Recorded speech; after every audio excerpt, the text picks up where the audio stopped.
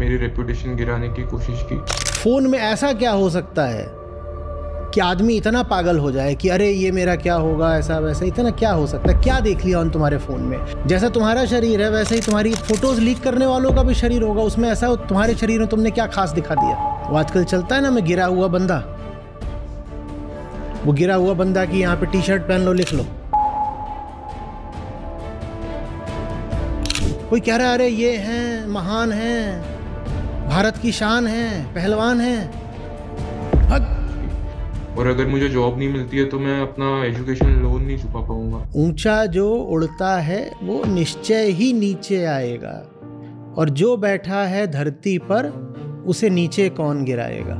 मैं अपनी नजरों में गिरा हुआ ही रहता हूं। धन्यवाद।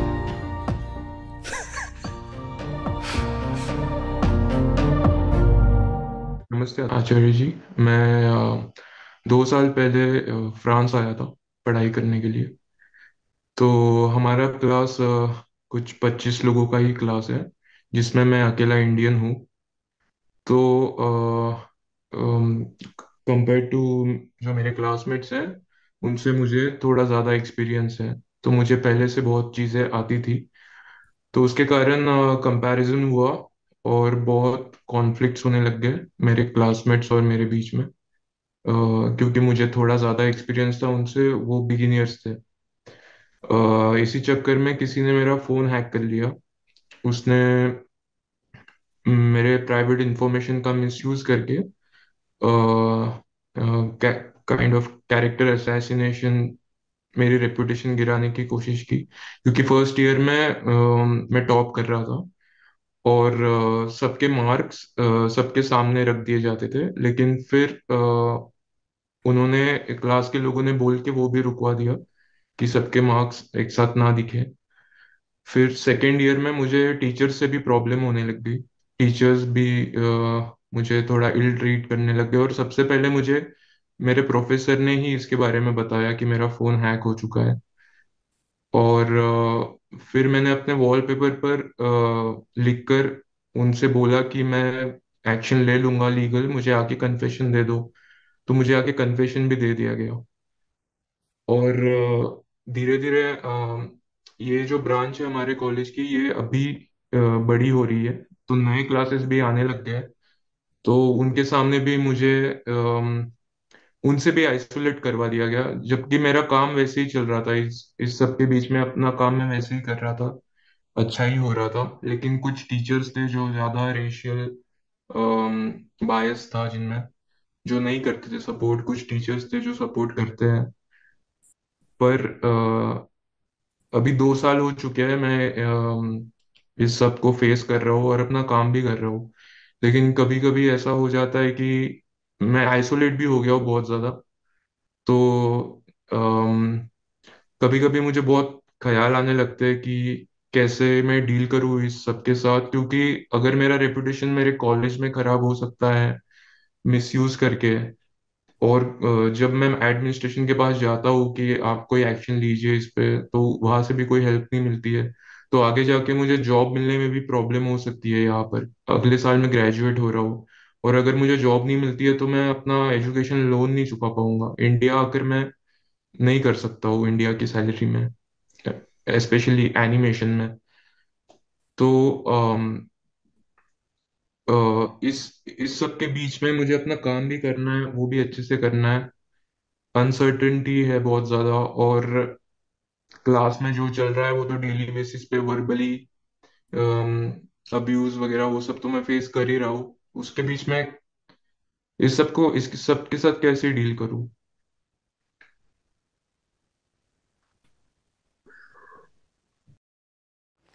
रेपुटेशन चाहिए क्यों?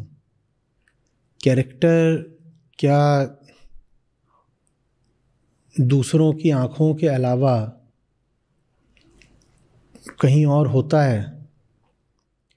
और जहाँ तक कैंपस प्लेसमेंट की बात है, जो कंपनी हायर करने आ रही है वो तुम्हारी रेपुटेशन को नहीं देखती, वो ये देखती है कि तुम प्रोडक्टिव हो पाओगे या नहीं उनके लिए। अगर तुम उनके लिए काम करके पैसे बना के दे सकते हो तो कोई भी कंपनी ऐसे एम्प्लॉय को, रिसोर्स को नहीं छोड़ेगी जो उनके लिए एक एबल और एफिशिएंट प्रोडक्टिव परफॉर्मर हो सकता है।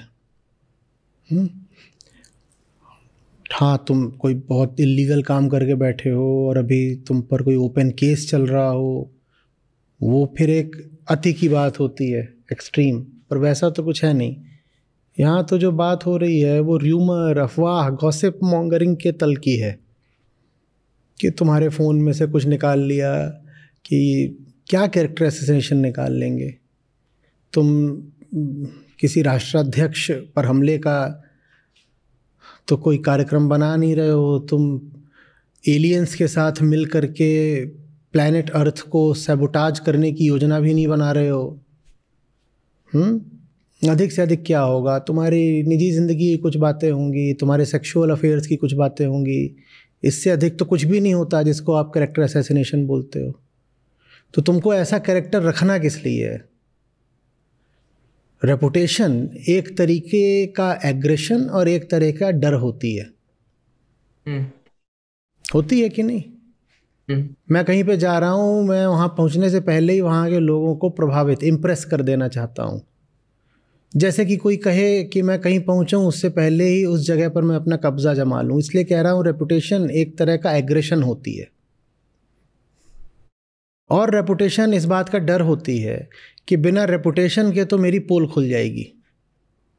मैं पहले ही बता देता हूँ साहब, मेरी रेपुटेशन ये है कि मैं बड़ा आदमी हूँ, ताकि आप मुझसे ज़रा ढंग से व्यवहार करें। भाई, तुमसे मुझे कैसा व्यवहार करना है ये बात तुम्हारी रेपुटेशन से क्यों तय हो? ये बात तुम्हारी हस्ती से तय होनी चाहिए ना। तुम कैसे हो तुम्हें देख के तुमसे व्यवहार कर लेंगे।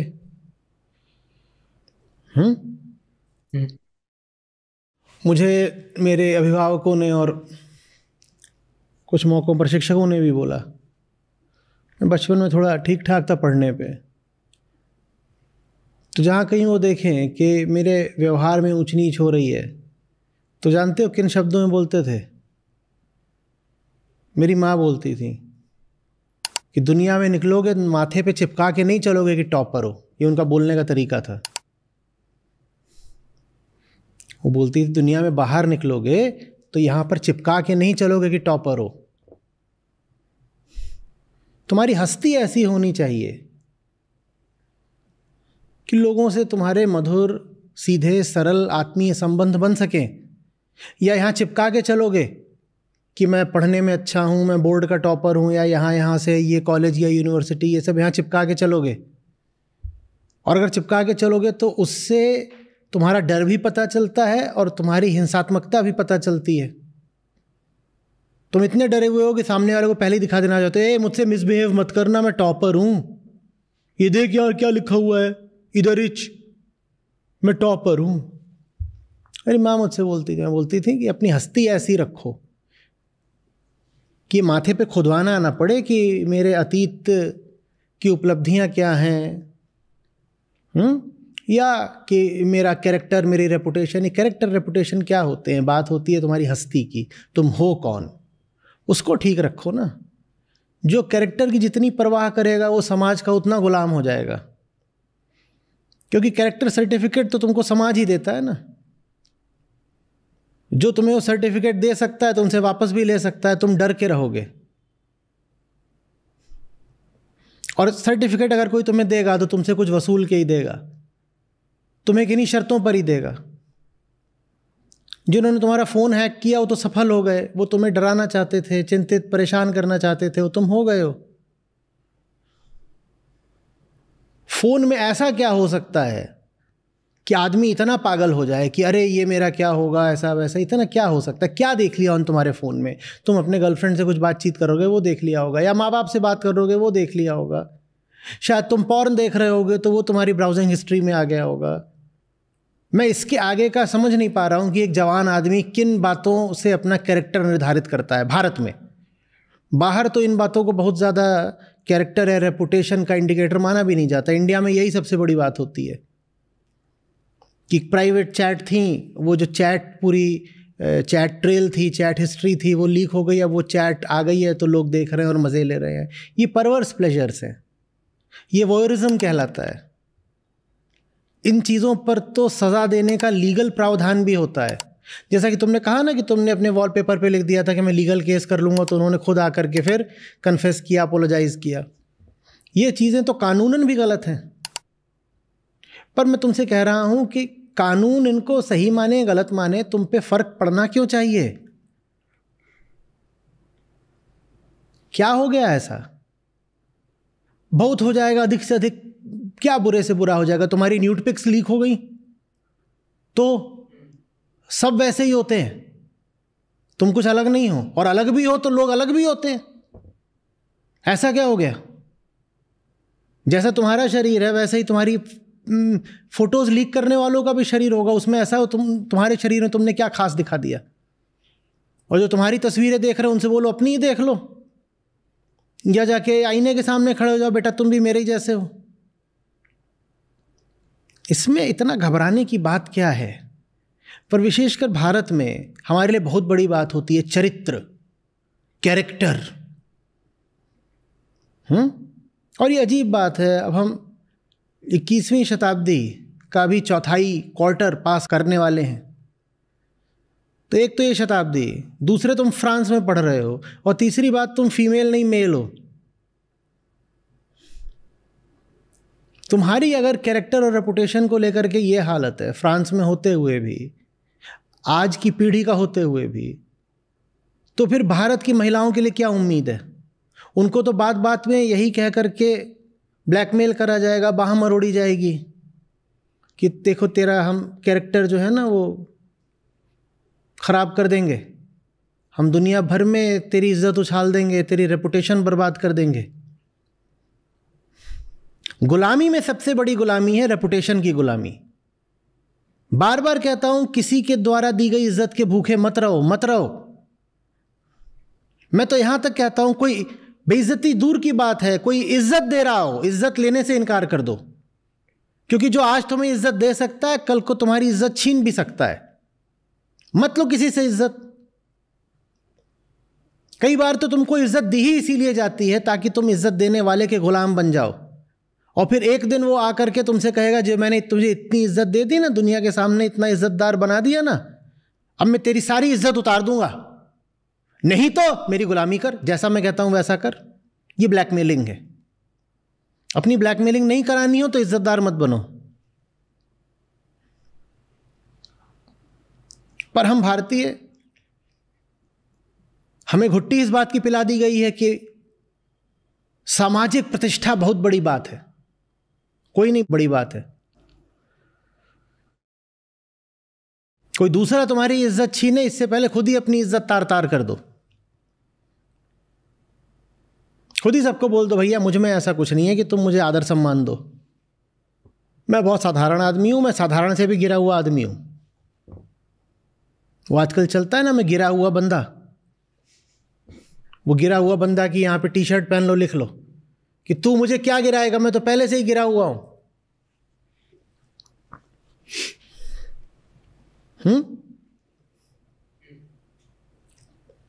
हम छोटे थे, ननिहाल जाते थे।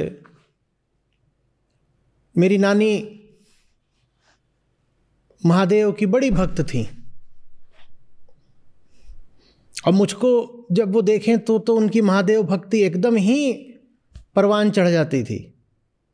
उन्होंने एक कथा बना रखी थी, वो कथा वो सबको सुनाती थी। वो कहती थी कि जब हमने शिव जी से बहुत पूजा प्रार्थना करी, वरदान मांगा,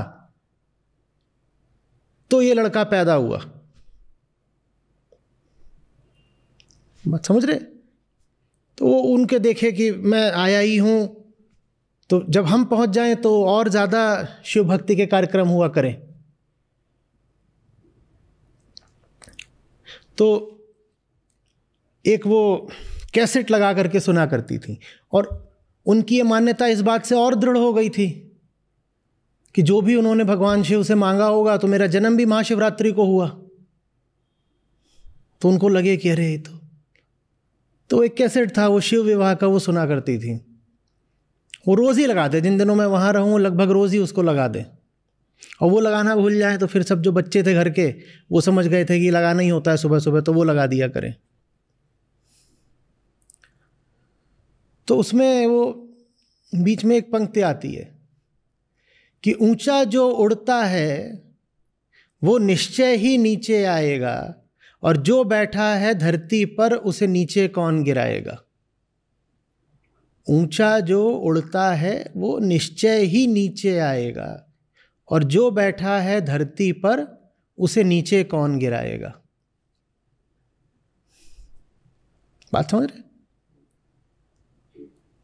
असल में वो पूरी कथा ये थी कि विवाह के लिए राजा भेजते हैं पंडित को, क्योंकि जो बालिका हैं पार्वती, जब उन्होंने जन्म लिया है दोबारा, तो उन्होंने हठ कर लिया है कि मैं तो शिव जी से ही, ये पौराणिक कथा है, शिव जी से ही विवाह करूंगी। तो उनको भेजा जाता है, तो वो पंडित कहता है, अरे महाराज आप ये पहाड़ पर काहे को बैठते हो पत्थर पे, और ये आपने भूत प्रेत की सेना इकट्ठा कर रखी है। पंडित कहता है शिव जी से कि ये तो उसमें ऐसे ही एक और बड़ी पंक्ति ऐसी आती थी, मैं हंसता था, खूब खिलखिलाता था, मैं बच्चा था, कि पंडित एकदम ही पगला जाता है, तो देखता है जब वहां पर जाकर हाल शिव जी का, तो बोलता है मेरी गौरा 5 बरस की, मर बुढ़ा 1000 बरस का। यो शिव जी के लिए बोल रहा है कि हमारी जो गौरा है वो छोटी सी बच्ची, वो 5 साल की है, और ये जो है शिव जी उनको बोल रहा है मर बुढ़ा है 1000 बरस का। बोल रहा है ये कैसा रिश्ता करवा रहे हो। कैसेट की बातें। तो मैं उसको, वो मुझे एक समय पे पूरा रट गया था, पूरा वृतांत थी शिव विवाह का। तो आ गई लहर शिवा के मन में, ऐसे करके अपना वो रहता था। तो बाकी सब बातें तो चलो जैसी थी वैसी थी, पर ये बात मेरे मन में बैठ गई कि ऊंचा जो उड़ता है वो निश्चय ही नीचे आएगा, और जो बैठा है धरती पर उसे नीचे कौन गिराएगा। अब जीवन की यात्रा, समय का पहिया, हम आगे बढ़े और जीवन ने हमें बहुत मौके दिए ऊपर उठने के, उठे भी, शिक्षा में, अपने सब कामकाज में, और फिर और आगे बढ़ते गए तो फिर दुनिया में थोड़ा नाम भी फैल गया। ये सब होता रहा एक के बाद एक करके। लेकिन एक बात मैंने अच्छे से याद रखी, बाहर से कोई मुझे उठा ले कितना भी, भीतर से मैं ज़मीन पर ही बैठा रहूँगा, मैं नहीं उठने वाला। क्योंकि जो बैठा है धरती पर, ये महादेव मुझे बता गए थे।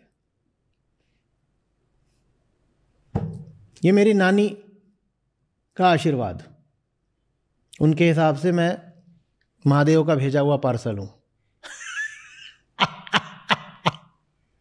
तो ये महादेव की सीख कि जो बैठा है धरती पर उसे नीचे कौन गिराएगा। तो मैंने कभी अपने आप को ऊपर नहीं उठने दिया। आप मुझे कितना ऊपर उठा लो, मैं अपनी नजरों में गिरा हुआ ही रहता हूं। धन्यवाद। समझ रहे हो? अपनी नज़रों में गिरे हुए रहो। अरे इससे मतलब ये नहीं है कि अपनी नज़रों में तुम अपने आप को हीन वगैरह समझो, माने ज़मीन पर रहो। दुनिया तुम्हें ऊंचे से ऊंचे मंच पे खड़ा कर दे, तुम अपने पांव ज़मीन पर रखना, तुम आसमान में मत उड़ने लग जाना। ये जो तुम्हें उड़ाते हैं ना, यही फिर गिराते हैं। भीतर से तुम बिल्कुल ग्राउंडेड रहना, ग्राउंडेड। बाहर से उड़ने की नौबत आए तो उड़ लिए, बाहर से बहुत पाताल में धंसना पड़े तो बाहर से कई बार दुनिया बड़ी बेइज्जती करती है, पाताल में धंसा देती है। दुनिया तुम्हें आकाश में टांग दे, दुनिया तुम्हें पाताल में दफन कर दे, तुम यथार्थ की जमीन पर रहना। जो बैठा है धरती पर उसे नीचे कौन गिराएगा। आ रही बात समझ में? जो तुम्हें गिरा पाते हैं ना, वो इसीलिए गिरा पाते हैं क्योंकि तुमने उन्हें कभी मौका दिया था तुम्हें उठाने का। चूंकि तुम उनके द्वारा दी गई प्रशंसा बहुत तत्परता से स्वीकार करते हो, इसीलिए फिर जब वो तुम्हारी निंदा करते हैं तो तुम्हें निंदा भी स्वीकार करनी पड़ती है। न तुमसे हम स्तुति श्लाघा लेंगे और न तुमसे निंदा आलोचना लेंगे, हम तुमसे कुछ नहीं लेंगे। I do not exist in your eyes. मेरी हस्ती, मेरा वजूद स्वतंत्र है। मेरी हस्ती तुम्हारी आंखों की गुलाम नहीं है। मैं वो नहीं हूं जो आश्रित है कि तुम्हारी आंखें उसे कैसे देखती हैं। तुम्हारी आंखों में मैं जैसा हूं सो हूं, तुम्हारी नजरों में मैं कुछ भी हो सकता हूं, उससे फर्क नहीं पड़ता। मैं जो हूं मैं जानता हूं। रेपुटेशन को बड़ी बात मत मानना, क्योंकि रेपुटेशन हमेशा दूसरों की आंखों में होती है और दूसरों की आंखों पे तुम्हारा कोई बस नहीं है। बड़ी तुम दयनीय विवशता की हालत में पहुंच जाओगे।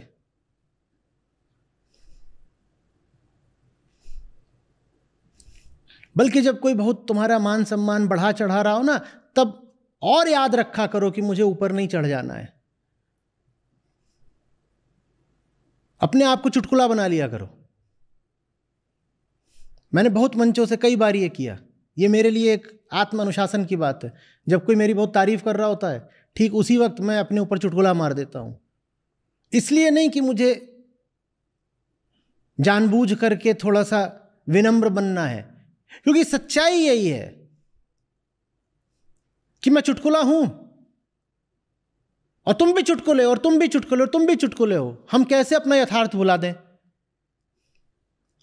कोई कह रहा है अरे ये हैं, महान हैं, भारत की शान हैं, पहलवान हैं। भग,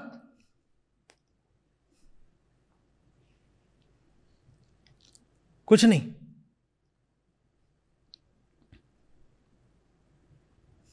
आ रही बात समझ में? कुछ कोई दूसरा तुम्हारा मजाक उड़ाए उससे पहले तुम खुद अपना मजाक उड़ा लिया करो।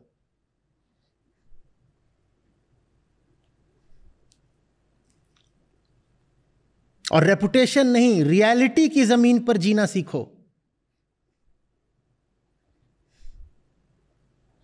भिखारी हो क्या कि दूसरे से इज्जत की भीख मांगोगे बार बार? मुझे इज्जत दे दो, इज्जत दे दो। हम सब भिखारी होते हैं, हमें सिखाया भी यही जाता है, बेटा इज्जतदार बन के जीना, मैंने भीख मांगना इज्जत की। नहीं नहीं नहीं बेटा, काम ऐसे करो कि दुनिया इज्जत दे। जो सबसे अच्छे काम होते हैं उस पर दुनिया कभी इज्जत नहीं देती। दुनिया इज्जत बस उन कामों को देती है जो दुनियादारी के होते हैं। दुनिया जैसे ही काम करो, दुनिया द्वारा स्वीकृत काम करो, दुनियादारी में ही तुम भी लौटने लग जाओ तो दुनिया इज्जत देगी। सचमुच जो ऊंचे काम होते हैं उसकी तो कभी इज्जत मिलेगी ही नहीं। तो जो इज्जत के बहुत प्यासे हैं वो फिर कभी सचमुच ऊंचे और अच्छे काम कर भी नहीं पाएंगे। जिंदगी में सचमुच अगर कोई काबिले तारीफ काम करना है, कोई ग्राउंड ब्रेकिंग काम करना है, कोई मौलिक काम करना है, तो इज्जत की चाह के साथ नहीं करा जा सकता। इज्जत की चाह तुम्हें मजबूर कर देगी सदा छोटे छोटे काम करने के लिए, वही काम करने के लिए जो समाज स्वीकृत है।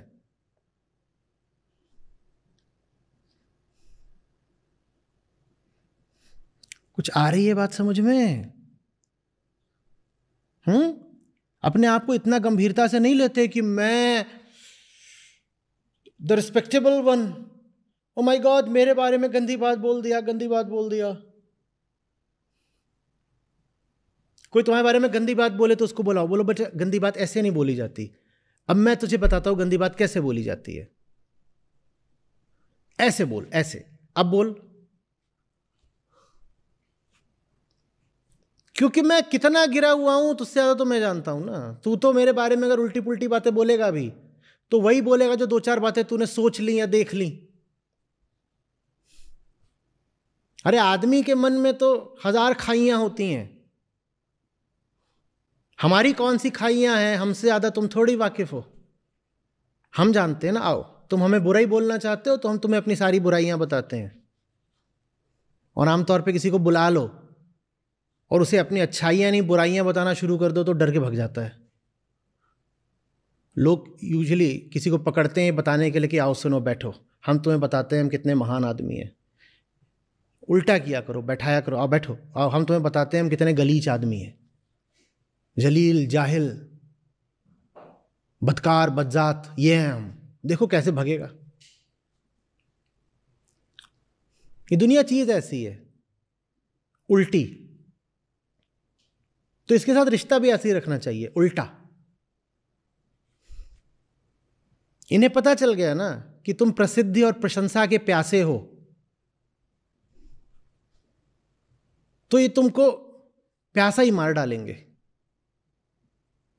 और जिनको कोई कदर नहीं रह जाती प्रशंसा की, प्रशस्ति की, जो कहते हैं भाड़ में जाओ तुम और तुम्हारी इज्जत और तुम्हारी तारीफें। विचित्र बात है, ये दुनिया फिर सचमुच उनकी इज्जत करना शुरू कर देती है।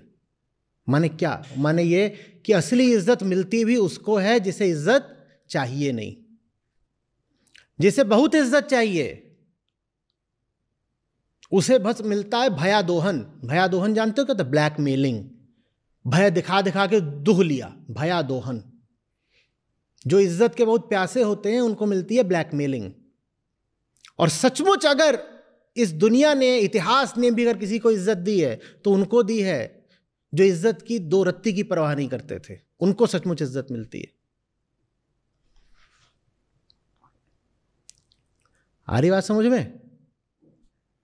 नंगे खेलना सीखो, बेधड़क जीना सीखो। इज्जत वाला कोट नहीं डालने का। भैया हमारी इज्जत है ही नहीं, तुम्हें बेइज्जत क्या करोगे? जो बैठा है धरती पर उसे नीचे कौन गिराएगा? ऊंचा जो उड़ता है वो निश्चय ही नीचे आएगा।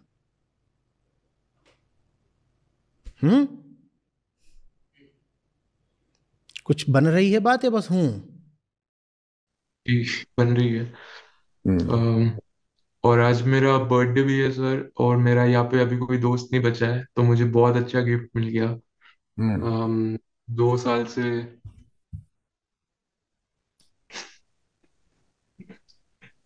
आप ही हो सर। बधाई हो। उसकी नहीं जो तुम लगते हो, उसकी जो तुम हो। उसकी नहीं जिसका जन्म हुआ है, उसकी जिसका कोई जन्म नहीं है। बधाई हो। रेपुटेशन की नहीं, रियलिटी की। बधाई हो।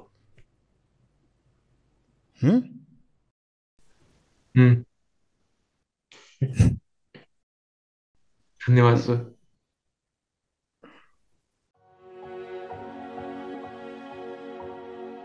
सर मैं यजुवेंद्र धाकड़, प्रोफेशन मेरा टीचिंग है as a assistant professor in management department, और रिसर्च स्कॉलर भी हूँ मैं बरकतुल्लाह यूनिवर्सिटी भोपाल।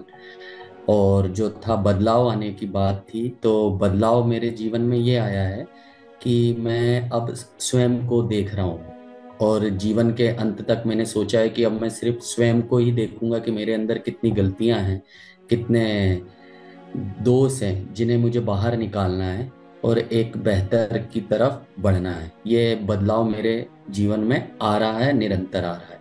आचार्य जी को मैं काफ़ी यूट्यूब के माध्यम से तो कोरोना टाइम से ही मैं सुन रहा था, बट गीता सेशन से मैं कंटिन्यू अभी 8 मंथ से जुड़ा हुआ हूँ।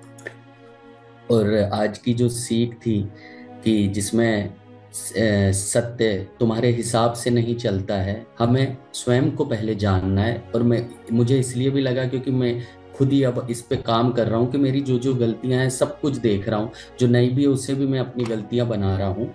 तो कारण क्या है कि मुझे बहुत सारा सीखने मिल रहा है।